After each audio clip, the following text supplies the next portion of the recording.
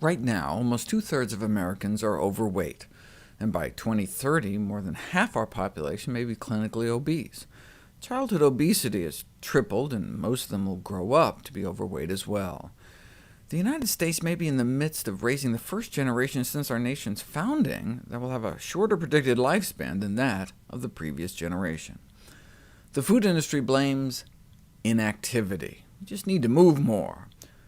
But what is the role of exercise in the treatment of obesity? There is considerable debate in the medical literature today about whether physical activity has any role whatsoever in the epidemic of obesity that's swept the globe since the 80s. The increase in calories per person is more than sufficient to explain the U.S. epidemic of obesity. In fact, if anything, the level of physical activity over the last few decades has actually gone up in both Europe and North America. This has important policy implications. Yes, we still need to exercise more, but the priorities for reversing the obesity epidemic should focus on the overconsumption of calories.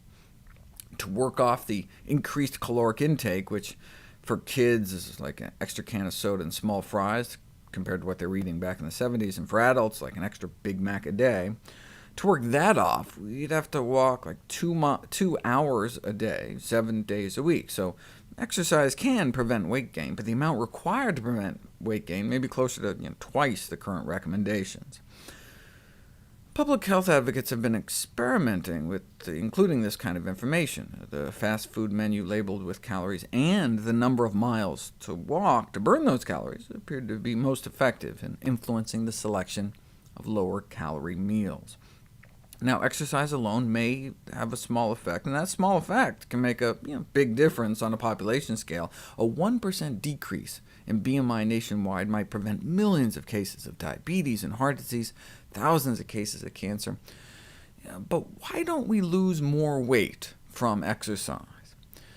It may be because we're just not doing it enough. I mean, the small magnitude of weight loss observed from the majority of exercise interventions, where they make people exercise, may be primarily due to how low the doses are of the prescribed exercise.